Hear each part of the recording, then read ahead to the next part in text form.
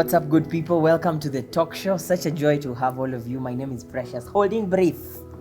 I am surrounded by two powerful women, empowered women. Help! Brother Bernard. Yeah, this is...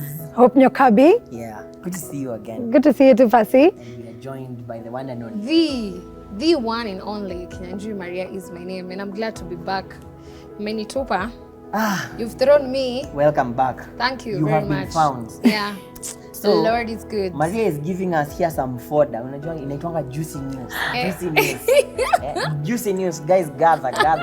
Kuna story There's hapa. tea. There's tea. Maria, please paint for us the scenario. Discussion. So here's the thing. A man and a woman. Yes. So a man gets to earn, should I mention a figure? Figure A. Brother, sister, or married? No, married. Mm-hmm. Fine. This is a couple. Yes. A man and a woman, married. Yao ilienda mpaka pale kwa madhabahu. And so, of course, getting into the marriage, the lady had a job, but eventually gets a job. I will tell you what kind of a job and how much. And so this guy has been earning about, let's say 40 G's, max 50, let's say 50. So this lady has been a housewife. They call them that. Yes. As a housewife for some time. But then the Lord visits them.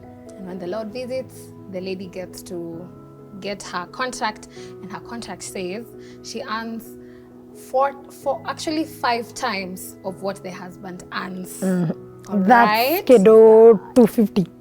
250 there. Actually, it's 290. So maybe amekatwa hiyo 10,000 as pension, NHIF, NSSF. That's like a massive difference. So you can imagine the gross. That's a massive difference. And so we are at the verge of telling the husband, but you want tuambie husband ama tusiambiwe, na akiambiwa ego, pride.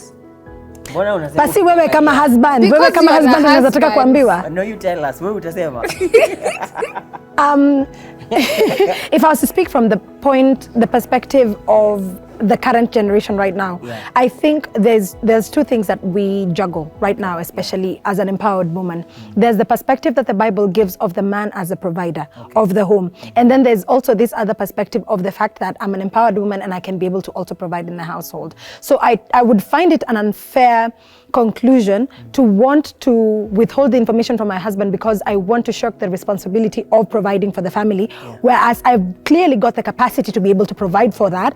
And so at the end of the day, then again, having to balance that against the fact that my husband should still be allowed to exercise the responsibility of being the head provider of the household. So I would find it difficult. As of now, I don't think I would have an answer, but I think it would be important to converse with my husband.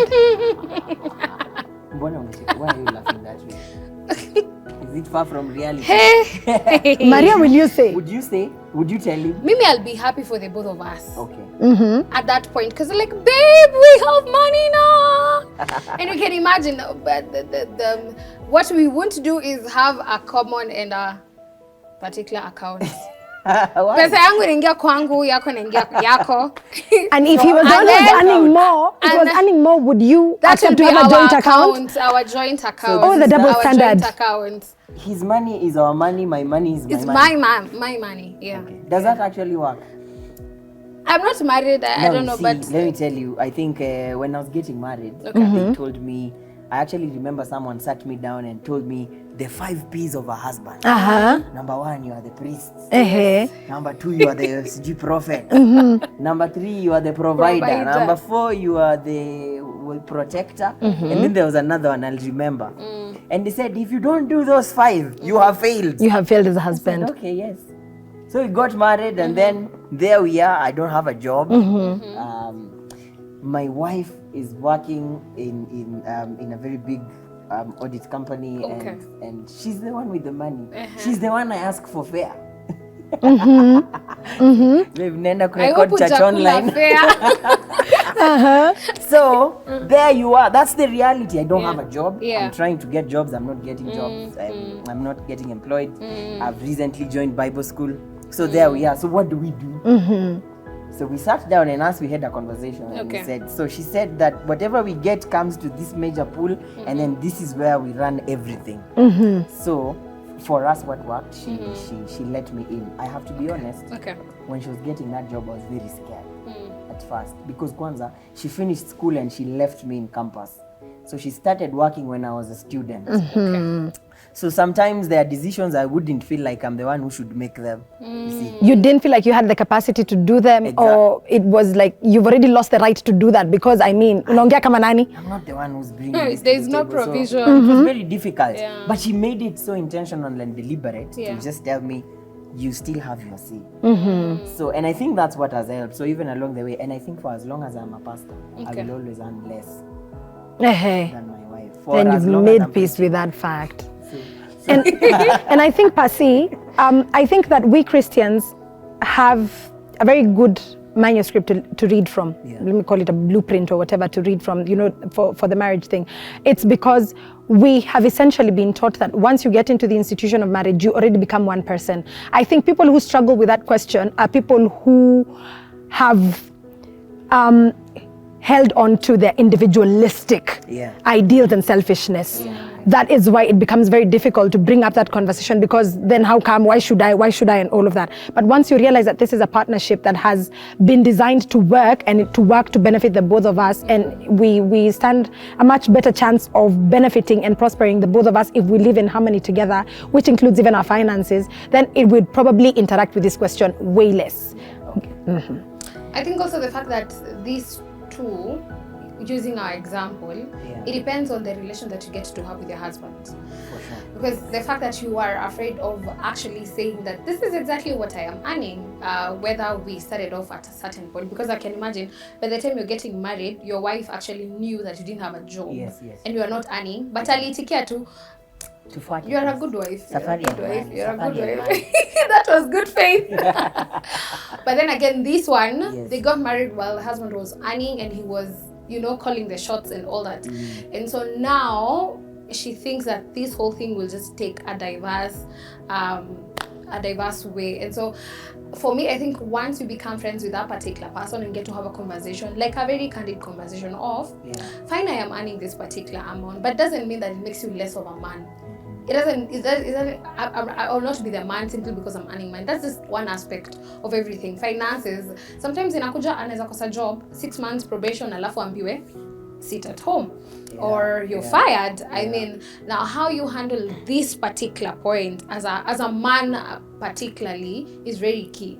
Because now men with all this, they think, because I know that particular man will go to the kikao, and then he starts discussing, like, this woman, so there's an ego issue. There's a way men, we feel somewhat challenged when it's the woman who's earning more. And I don't think that should be the case. I think we need to come to terms with the fact that times have changed. Times have really changed, and the picture of how I saw my mom and dad relate, it will never work for me. Because for most of us, our parents, mzee alikuwa akikam nyumbani anawekewa maji kwa bafu, anaenda anarudi anapata chakula imewekwa imeandaliwa pale. Sasa hii mzee anafika nyumbani wa kwanza. Because y'all are career women and you're thriving at it. So the traditional setup of marriage may not necessarily hold, and I think this is a reality that most of us tumekataa kukubali. And no wonder we are really straining. I don't know if that's a common thought for you. I think it's important to appreciate that seasons come and go, and that things are not static, and as human beings we're constantly evolving. And so really, even if you married me at a time when I was earning less or not even earning at all, does not mean that I will remain in that same state.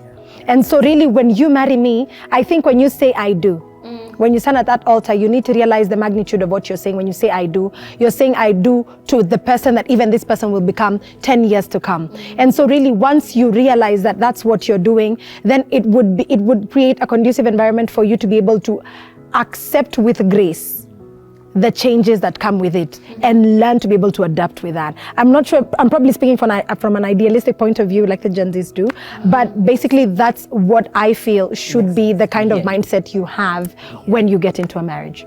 Mariah, as a single lady, how much of your money can you spend on a man? I'm into what you can. Watch your next video. I'll tell you. How much I'll tell access you. do you give Yes, your boyfriend yeah. to your money? And vice versa. And vice versa. Yeah. But Anyway, I also maybe your agree. passion shot. I agree with what Hope is saying. When you actually get married to someone, there are so many things that are vanity. And even kitambo, our parents could tell us, or my parent or my mom kept on saying that I committed to your dad before even love came to be. So there is a commitment part of it, of just being with this particular person. So regardless of she's earning more, he's earning more, she has a better job, she has good looks and all that and every other thing, there is more over and beyond just whatever you guys have at that particular time. So if you see over and beyond that, and you can imagine if this 290, that's about 300,000. If you try and divide now, get to know we're going to buy our own kashake, we are developing both you and myself. She can employ him. It's- Employ him with part of that. Inaweza mpiga That now upgrade. sounds ugly. That's ugly. But yeah, when you look over and beyond whatever this person is earning, look over and beyond the current situation, then you'll go far. That's right. Yeah.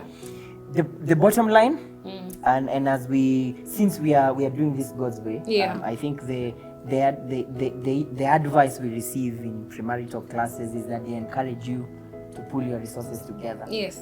So pale hivyo mnaambiwanga there is no my money and his money, even if those monies exist in different accounts. Okay. That there is access. we can agree to disagree. Yes. So if we are doing it the God way, Yeah. then let's pull resources together. It Yeah. reduces conflicts, Yeah. and there's just a great sense of security. Number two, life is uncertain. Today I'm the one providing, tomorrow tables could turn, like Yeah. you rightfully said. Yeah. I can lose my job, it can be cut off, my salary can be slashed, or I can get an increment yake ipunguzwe. Yeah. You see, but since everything has been coming to a common source, then it's easier to manage and navigate. But that only happens when there's trust, honesty, Yeah. and transparency. Transparency. Yeah. True. I don't know if Very anyone true. has anything to say. That's it. No. That's it. Thank you for watching. Yeah. And please, if you're there and you are struggling with any of these issues, we encourage you to have this conversation. Sit down with your man or your woman, talk to them and make those things open. Come together, pull your resources together. And because I'm imagining if you've married someone, this is your friend. Yeah. So Yeah. if there's friendship, there isn't anything you can't talk about. So like our content. Share. Subscribe. Let's have this conversation next time, and thank you always for watching. This is CITAM Church Online, the talk show. Adios. Bye-bye.